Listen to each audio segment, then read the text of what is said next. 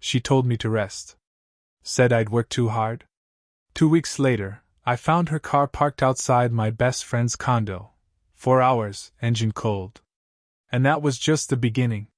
Before we begin, drop a comment. Where are you watching from, and how old are you? This story doesn't scream. It cuts quietly. And deep. My name is Mark Delaney. I'm 52. I live in Tampa, Florida. For 23 years, I worked as a senior risk auditor at a mid-size insurance company. I wasn't flashy. I wasn't a climber. But I showed up. Early. Clean. Consistent. I knew the claims, the codes, the pressure points. I trained half the people who eventually outranked me. That was my first mistake. It happened on May 5th, 3:38 p.m. Conference room B, glass walls, flickering fluorescent light, and a bottle of water no one offered me. The air smelled faintly of copier toner and synthetic citrus from a hallway air freshener. I sat in the same chair where I once led quarterly reviews. Now, it felt colder, harder. Lori from HR looked like she was trying to frown sympathetically. She wore a coral blazer, too bright for the mood, and kept glancing at her watch like she had somewhere else to be. She slid a manila folder across the table with 2 fingers. She said, "We're restructuring. Your role is being sunset." I said nothing. She added, "It's not personal. We're just streamlining verticals. You've been an important part of our journey." I opened the folder.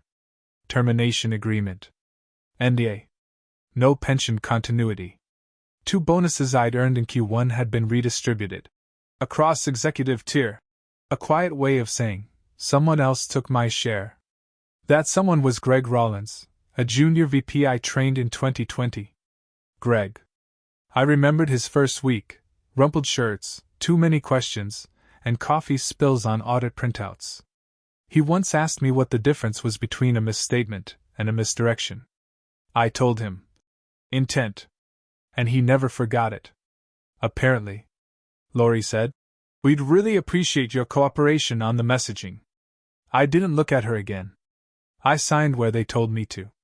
My pen left a groove in the paper. I stood up. I walked out. It was 91 degrees outside. Humid enough to soften your lungs. The Florida sky was cloudless, and the heat shimmered on the asphalt. By the curb was Ethan's truck. Black Silverado. Engine running. He stood leaning on the hood, holding 2 coffees. He said, "Tough day, huh?" I said, "You tell me." He gave a short laugh. "You're better off, man. You were wasted in that place." He handed me a cup and added, "Tracy said you hadn't been sleeping? Maybe this is a blessing in disguise." Tracy. My wife of 19 years. Ethan had known us both since college. We'd rented beach houses together, played double dates in our 20s, shared grilling duty on Labor Day. I always thought of him as family. Another mistake. That weekend, Tracy suggested I take a few weeks to breathe. She said, "You've carried everything for so long. Let me take care of things for once." She handled the bills, the calendar, the groceries. She smiled a lot. But never at me. Monday, she laughed at something on her phone and tilted the screen away from view. Tuesday, I saw her calendar. Thursday 7:45, yoga e. We don't have a yoga studio nearby. And I'd never heard of any yoga class that starts 15 minutes before 8 p.m. Thursday evening, she left wearing jeans and makeup. No mat. No gym bag. She said, "Don't wait up. Might grab dinner after class." That night, I powered up my old Lenovo. The one with the audit toolkit I used before the promotion. She'd never unpaired her car's insurance app from our shared login. I pulled the trip history. She didn't go east, where the yoga studio was. She went north. To Ethan's condo. She parked there for 4 hours and 12 minutes. At 11:56, she walked into the house. She said, "You still awake?" I said, "Barely." She kissed me on the cheek and got into bed. Her skin smelled like bourbon and unfamiliar perfume. Not her usual vanilla body mist. It hit me sharply, foreign, musky, and layered with something spicy. For a second, I forgot to breathe. The next day, Ethan sent me a meme. It was a joke about early retirement and lawn chairs. I texted back. "Stop by this weekend. Let's catch up." He replied. "Already invited." Tracy mentioned steaks. I wasn't angry. Not yet. I was building a file. I'd spent decades tracing fraud patterns, identifying manipulated claims, tracking inconsistencies. And now, for the first time, I started turning that lens on my own life. I wasn't planning revenge. Not yet. But I was listening more closely. Checking patterns. Watching routes. Checking timestamps. Taking notes. Friday, May 19th, 4:17 p.m. I got home early. No one expected me. Ethan's truck was in my driveway. Again. Parked at an angle. Passenger window cracked. In the cup holder, a coffee cup. Lipstick on the rim. Different shade. Not Tracy's. I stood in the doorway. I didn't move. I just looked. And the silence stayed longer than it should have. The second time I caught her car at Ethan's wasn't by accident. I'd set a geofence alert using her insurance app, the one she forgot I still had access to. Every time she crossed 17th Avenue going north, I got a silent ping. Thursday night. 7:52 p.m. Ping. Condo again. I didn't drive over. I just wrote it down. At 11:43 she came home humming a song. Something jazzy. Old. Her voice was light, almost dreamy. She kissed me goodnight, said, "You should start sleeping better now. It's all going to settle down." I nodded. Smiled. Reached for my notebook the second she turned off the light. By the third time, I already had a timeline. I knew Ethan's shifts. I checked his company directory, found the client files he was handling, and matched them with Tracy's calendar entries. They lined up too often. And too precisely. I wasn't looking for proof anymore. I was building a map. Saturday morning, I told her I'd drive to Clearwater for a solo fishing day. She smiled, said, "Good. You need time to recharge." I kissed her forehead and packed light. Then I parked 2 blocks away and walked back on foot, just far enough to see our driveway through the hedges. 9:14 a.m. Her car left. She was wearing the same hoodie she claimed to have lost last month. 9:37 a.m. Ethan's truck turned into our street. No hesitation. Passenger side already unlocked. They stayed in the house for 3 hours. I watched from a neighbor's empty property, he'd borrowed from a friend who'd moved out 2 weeks earlier. Through the upstairs window, silhouettes passed, her shadow crossing his. Once. Then again. When they left, I didn't follow. I walked back to my car, typed a single note. Next step, digital capture. That night, I reopened my old briefcase from the audit years. Inside, a portable audio recorder, barely bigger than a flash drive. Battery checked. Format set to WAV. Voice activated. It fit perfectly behind the dresser in our bedroom, taped between the wood and drywall. 3 nights later, the recorder picked up a conversation. He said, "You think he suspects?" She said, "He's tired. He's slow now. I just need 2 more weeks." 2 more weeks for what? I played it again. And again. Her voice was flat. No guilt. No second thoughts. Just schedule. That was the night I stopped being her husband. I became her observer. Like a field audit, silent, patient, merciless. The next morning, I booked a storage unit across town. Climate controlled, under a fake name. I started moving out old documents, valuables, my father's watch, and the backup drive with our financial records. Quietly. Piece by piece. I cloned her phone the next Sunday. It was easier than I expected. Her passcode hadn't changed in years, our wedding date. I copied the device while she was showering. 10 minutes. 1 cable. Full sync. What I found didn't surprise me. What shocked me was how routine it had become. Dozens of messages to Ethan. Not love notes. Schedules. Strategy. Mentions of final account split, keeping him calm. And pushing for the early payout. Early payout of what? She'd taken out a new life insurance policy in my name. 3 months ago. Signed digitally. I found the PDF in her cloud. There was no plan to run. No panic.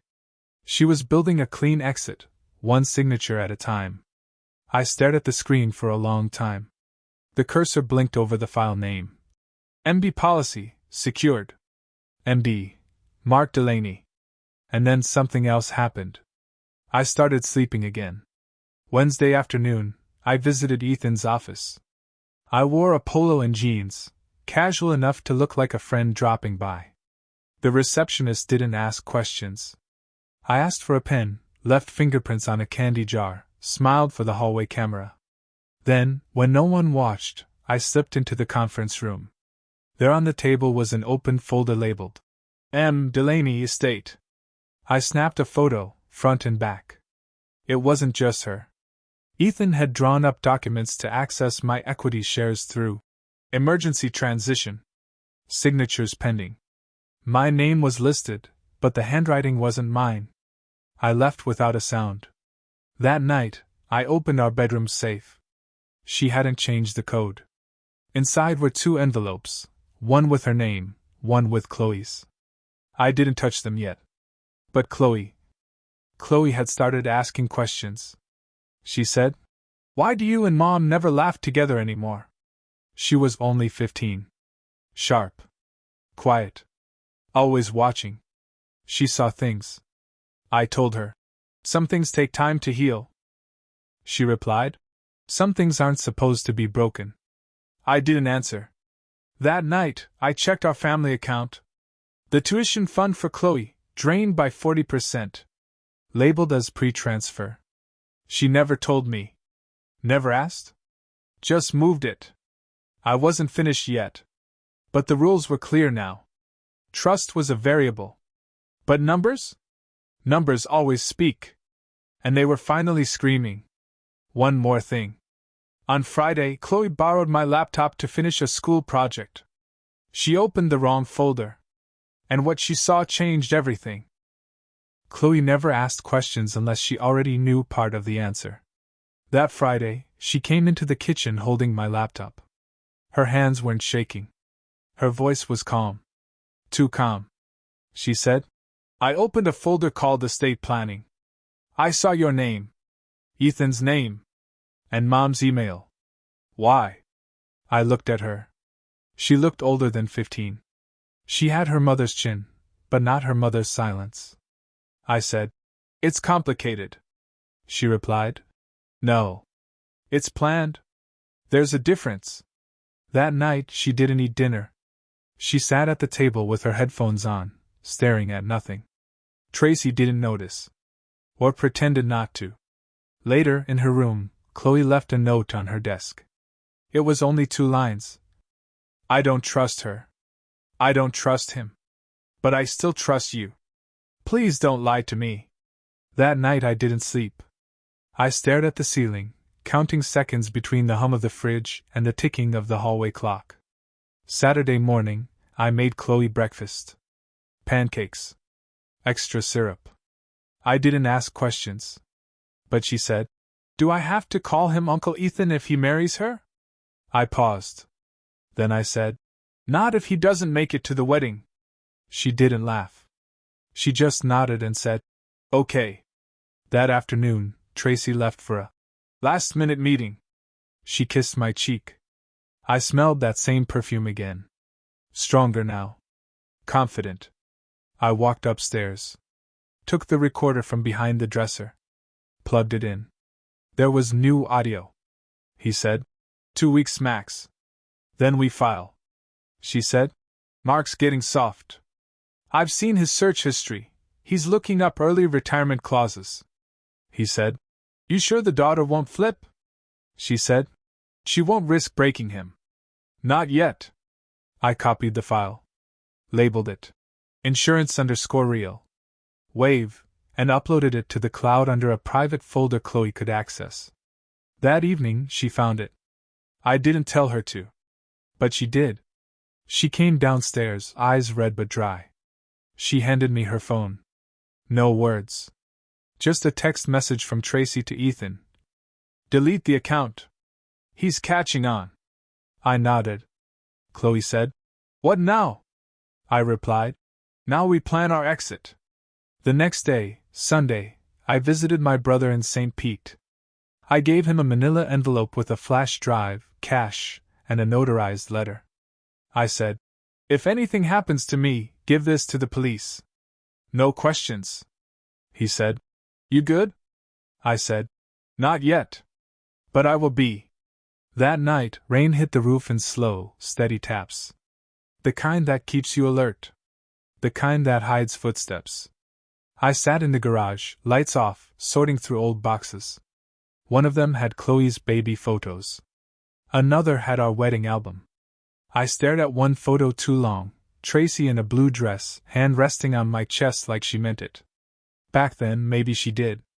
In the same box, I found the first letter Chloe ever wrote me, printed in blocky, uneven letters. Thank you for building my birdhouse. You are the best dad in the universe. I placed that letter in the same envelope I gave my brother. Some things deserve to outlive the wreckage. Tuesday morning, Tracy mentioned Ethan's name during breakfast. Slipped it into a sentence by mistake. He said the meeting went long. Then silence. I didn't react. She covered with, You know Ethan. From the client review. I said, Of course. But something had changed. Her eyes darted. Her voice was rehearsed. She was afraid, not of being caught, but of losing control. Chloe watched from the hallway. She didn't speak. But I saw her recording the exchange with her phone. No emotion. Just precision. That afternoon, I booked a second storage unit, this one under Chloe's name. I filled it with essentials, documents, clothes, a backup phone, cash. In case she had to leave without me. Some games don't end in courtrooms. They end in doorways, with a bag already packed and a single whispered goodbye. Monday morning, I walked into the storage facility where Ethan had rented a unit. Inside Unit 317, 2 suitcases, a fireproof safe, a passport printer, and a burner phone still charging. They weren't escaping. They were erasing. I took photos of everything. Emailed them to myself and my attorney. Then I set the phone back exactly where it was. Power still on. Charging. Later that night, Chloe said, I'm scared. I said, Good. That means you're paying attention. She whispered, I don't want you to disappear. I said, That's the one thing I promise I won't do. But someone else might.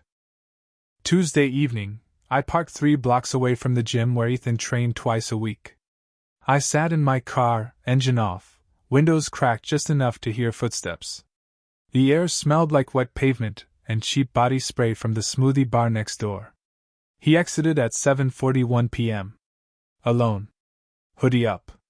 Gym bag slung over his shoulder like a lazy apology. I followed from a distance. Not close enough to be noticed. Close enough to notice. He wasn't heading home. He drove to a gated condo on Delano Street. Not his listed address. He punched in a code, looked over his shoulder once, then slipped inside. Inside that building, he didn't know his phone's GPS pinged every 6 minutes. Or that the burner he thought was clean had a SIM card I replaced last Thursday. Back home, Tracy was quiet. Overly polite. She asked about dinner. Offered to rub my shoulders. The calm before something breaks. I asked, Did Chloe finish her essay? She said, I think so. But she didn't look me in the eye. That night, I installed a motion sensor in the hallway, low enough Chloe wouldn't trigger it, high enough to catch Tracy. At 2:16 a.m., it blinked red. She moved through the hallway. Phone in hand. Whispering. The recorder picked up only fragments. He thinks we should move the date. Don't say anything until we. Then static. Wednesday morning, I left early. Drove to Ethan's office, parked across the street, and watched. He didn't show up. But Tracy did. She walked in at 9:12 a.m. Walked out at 10:03, carrying a folder. Later that day, I accessed our shared account again. A wire transfer had been scheduled, $18,700, split into 3 portions. One to Ethan. One to a woman named C. Rayleigh. One to a Trust LLC. Buried in those records was an alias I'd never seen before. I Googled it. It led to a cabin listing in Vermont. They weren't just erasing. They were relocating. At home, I checked the mail. Inside was a manila envelope with no return address. No stamps. Inside, a printed photo of Chloe. At school. Candid. Alone. On the back. Some things are better left in silence. No signature. I didn't show Chloe. I didn't confront Tracy. Not yet. Instead, I scanned the photo, uploaded it to my cloud, then burned the original in our fireplace. That night, I moved the second envelope, the one labeled with Chloe's name, from the bedroom safe to the unit I rented in Clearwater. If they thought threats would stop me, they hadn't been paying attention. I wasn't afraid. But I had just been warned.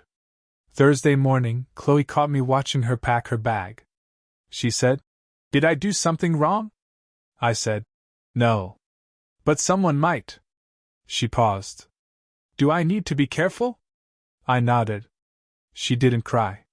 She just said, "I'll watch." At noon, I parked across from her school. Just to be sure. That's when I saw a car I didn't recognize. Dark blue Lexus. Out-of-state plates. Tinted windows. Parked for over an hour without moving. I walked past it slowly. Glanced inside. No one. But the engine was warm. I took photos. VIN plates, tire tread. 30 minutes later, it was gone. That evening I met with my lawyer. I said, "I want everything documented. All threats. All evidence. Sealed and dated." He said, "You planning to go to court?" I said, "No. I'm planning to survive." At 11:32 p.m., another motion sensor triggered. This time, in the garage. I watched the feed. Tracy stood there in her robe, looking at the locked cabinet. Then she walked away. No keys. No crowbar. Just curiosity. Or suspicion. Either way, she knew there was more. And now, she was hunting too. Friday morning, I called my brother again. I said, "The package I gave you. Open it if I go dark for 72 hours. He said, "You really think they'd?" I interrupted. "They already started." That night, Chloe left her bedroom light on. She never did that before. At 2:48 a.m., I checked the cameras one last time. No movement. No sound. But then I noticed something. The red light on the outside motion sensor, unplugged. And a single footprint. In the mulch. Beneath her window. This wasn't paranoia anymore. It was a countdown. And they had just moved to the next number. Saturday morning, I woke to silence. No birds. No lawnmowers. Just static from the baby monitor I kept in Chloe's room. I checked on her. She was asleep. Safe. But taped to the inside of our front door, a second photo. This time, it was me. In the grocery store parking lot. Looking at my phone. Timestamped. Dated. Circled in red ink. On the back, one word. Closer. I didn't burn this one. I put it in my briefcase. Let them wonder how many copies I made. Let them wonder when I'd stop being polite and start being ready. By Monday, my plan was no longer a theory. I'd moved all digital backups of the audio files, GPS logs, and Chloe's scanned letter to 3 separate cloud accounts. Each had unique logins stored on a drive buried in my gun safe, alongside a printed letter addressed to a name Tracy didn't know, my high school friend turned detective in Jacksonville. At 6:14 a.m., I received an email from an anonymous address. It contained one thing, a photo of my rental unit's lock. Open. No signs of forced entry. But open. I drove there an hour later. The backup envelope for Chloe was gone. Not the contents. Just the envelope. A message. At 7:43 a.m., I left a burner phone inside the glove compartment of Tracy's car. It would activate once she passed the county line. Just GPS. Just silent. Just watching. At work, I told my manager I'd be taking leave. I didn't explain. I didn't need to.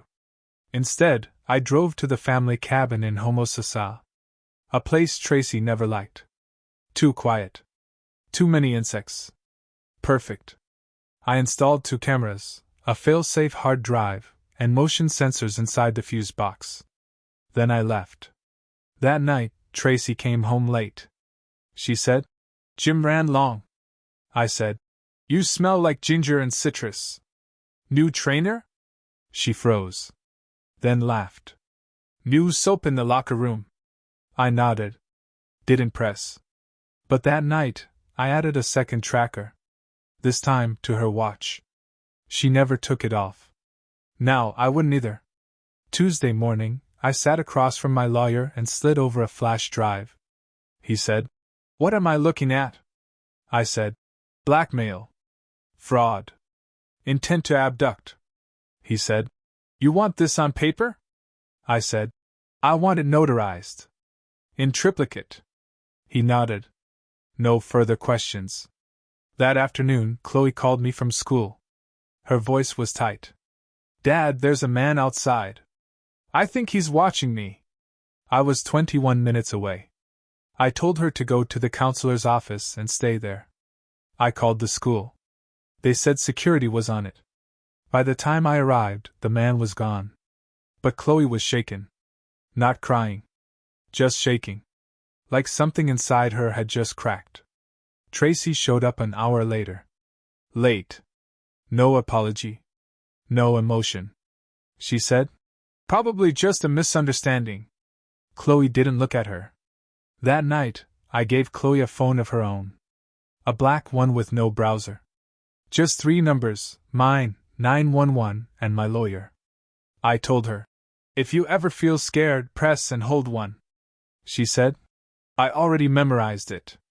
Before bed, I checked our financial accounts. Tracy had transferred $6,400 to a new card under her maiden name. I called the bank, flagged it for fraud, and locked the account. Then I ordered a new set of security cameras. This time, thermal. And I waited. Wednesday at 4:15 p.m., Gregory made a mistake. He parked 3 houses down. Same car. Same smug angle to his sunglasses. But he didn't see the drone. I watched from the office as it hovered 38 feet above. Capturing everything. Him texting. Him rehearsing whatever line he'd use if Chloe answered the door. But she didn't. "I did." He said. "Hey, man." I said, "She's 13. And if you step 1 foot on this property, I'll file." He said, "You're paranoid." I said, "And you're recorded." Smile. That night, I uploaded the footage to my private archive. Alongside the photo of the lock, the school image, and Tracy's texts. Each tagged, timestamped, and mirrored. At 11:57 p.m., my printer activated. I hadn't touched it. 1 page slid out. A screen cap of Chloe's private chat with a friend. The one she used only on school Wi-Fi. The message said, "I don't think he's my real dad. I found papers." She lied. I sat in the dark, holding that page. Not angry. Not broken. Just done pretending it could still be fixed. 40 hours to Sunday. Someone won't see sunrise. Inside my car, the air was thick with the scent of old coffee and lemon wipes. The kind Chloe liked when she was 6. The traffic light blinked yellow. A teenager crossed the street. Backpack, headphones, unaware of how fragile the world really is. I stared straight ahead, gripping the wheel. Somewhere in that stack of fake papers and fraudulent transfers was a plan. But here, in this silence, was the truth. And it wasn't done speaking. Thursday morning, Chloe didn't come downstairs. I knocked twice. No answer. When I opened the door, she was dressed. Backpack ready? Eyes red. She said, I'm fine. I said, You're not. She handed me the paper. The printed message. The one I found last night. She said, I found the originals. Last year. Mom said it was complicated. I said nothing. She added, I thought maybe it was a mistake. But now, I'm not sure of who I'm supposed to be. We sat on the floor for 20 minutes. No words. Just silence and wait. Then I said, You're mine. That's not biology. That's history. She didn't cry. She just nodded. And I knew something shifted. She wasn't just watching anymore. She was with me. That afternoon, Tracy came home early. Too early. She asked where Chloe was. I said, With someone who won't lie to her. She said, What's that supposed to mean? I didn't answer.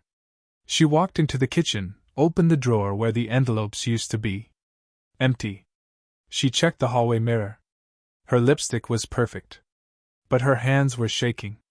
At 8:23 p.m., a call came in from an unlisted number. I answered. A man said, The cabin isn't safe anymore. They're watching from the woods. Then the line went dead. I hadn't told anyone about the cabin. Except one man. Gregory.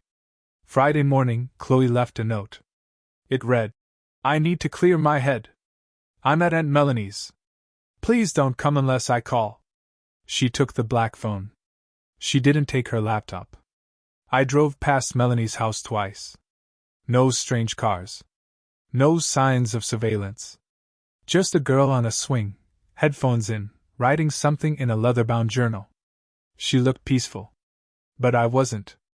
At home, Tracy was on the phone, whispering in the laundry room. I stepped outside, opened the side window just enough to hear. She said, He's getting close. We need to move the date. Pause. Then, No, Chloe doesn't suspect. Yet. She was lying. Again. I recorded the call. Saved it to a new drive. Labeled, Insurance B. That night, the garage motion sensor tripped. Again. This time, I caught it live. Tracy, barefoot, holding bolt cutters. She didn't see the red light blinking in the upper corner. I waited until she left, then checked the cabinet. Untouched. But the floor beneath it had scuff marks. Someone had tried to lift it. Maybe not for what was inside, but for what was underneath. A trapdoor I installed 3 weeks ago. Gregory didn't know about that. But Tracy did. Saturday morning, Chloe texted me just 2 words. I'm ready. When I picked her up, she didn't say much. She handed me a small folder. Inside, printouts of messages. Ones she'd found in Tracy's cloud account. Dates. Times. Plans. Names, Gregory. A man named Marcus. Even a lawyer. She said. They were gonna take me. To Arizona. Change my school. My name. I pulled over. Gripped the steering wheel. She said. But I copied everything first. She wasn't my daughter by DNA. But in that moment, she was mine. That night I called my lawyer. I said, Emergency custody. I have what you need. He said, Do it now. Before they disappear. At 3:14 a.m., a second motion alert. This time, outside. I checked the feed. 2 figures. 1 male. 1 female. Standing by the mailbox. Not speaking. Just watching. I didn't go outside. I called the sheriff. Sent the footage. Then I sat by Chloe's door with the same bat I used to win my state championship in '97. At 4:27 a.m., they were gone. But something was left behind. A USB stick. Inside, a folder. 1 photo. Gregory. Holding Chloe's school ID. Smiling. That was the final line. Tomorrow was Sunday. And I was done waiting. As dawn crept in, I brewed coffee I didn't drink. Outside, a single crow landed on the fence post, watching me through the window like it knew. I opened the cabinet above the fridge, pulled down the emergency folder I'd labeled "Break glass only." Inside, everything. Tomorrow, the storm comes. But tonight? Tonight, the silence belonged to me. Sunday morning, the sky over Tampa was cloudless. 79 degrees. A breeze rolled off the bay, soft enough to almost feel like peace. Almost. I ironed a shirt I hadn't worn in years. Navy. Crisp. The kind Tracy once said made me look too serious. Perfect. Chloe sat quietly in the passenger seat, holding her speech in one hand and the backup USB in the other. She said, "You sure about this?" I said, "Are you?" She nodded. At 11 a.m. sharp, we arrived at Clearwater High. Balloons. Folding chairs. A podium flanked by blue and gold banners. Gregory wasn't there. Yet. But Tracy was. She wore a white dress and sunglasses that cost more than our mortgage. She waved at parents like nothing was wrong. Like she wasn't weeks away from disappearing with someone else's child. But that was the trick, wasn't it? Tracy never ran. She dissolved. Until now. At 11:38, Chloe walked on stage. She wasn't valedictorian. But the principal had invited her to speak. A story of resilience, he'd said. She adjusted the mic, looked out across the lawn. She said, "This is for anyone who's ever been lied to by someone who was supposed to love them." The crowd went still. She didn't name names. She didn't have to. Her words weren't angry. They were deliberate. Weighted. She said, "Sometimes family isn't who you come from. It's who stands beside you when everything falls apart." I saw Tracy flinch. Her fingers curled around her sunglasses. Her smile cracked. After the speech, Chloe walked past her without a glance. I stayed behind. Gregory arrived 20 minutes late. Alone. Red shirt. Sloppy tie. He didn't see me step behind him until I spoke. I said, "You'll want to check your bank account." He turned. I added, "The Cayman one. And the one Marcus opened for you in Scottsdale." His face strained. I said, "You're going to leave Florida tonight? Alone? Or I go to the feds with everything?" He opened his mouth. I said, "Not a word. Just go." He left. I followed him to his car. Not to watch him drive away, but to attach the final GPS beacon. One that pinged my lawyer. And the FBI. Just in case he thought I was bluffing. That evening I made dinner. Just me and Chloe. Tracy came home to a note on the kitchen counter. It said, "You'll find your things in the storage unit. Code's the day you lied about Arizona." She never responded. The divorce was swift. The custody hearing even faster. Turns out, judges don't like fake names, hidden accounts, or recorded phone calls with phrases like, "Change her school and name." Chloe and I moved to a smaller house closer to the bay. She started over. So did I. Every Sunday since, I take her to the same cafe. We don't talk about the past. But she always asks for the same table. By the window. Facing east. Maybe that's coincidence. Or maybe, she's making sure no one walks up behind her again.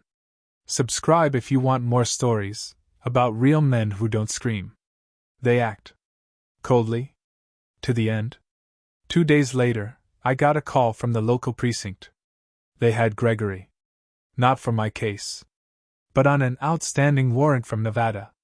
Someone had tipped them off anonymously. The officer said, "Funny thing.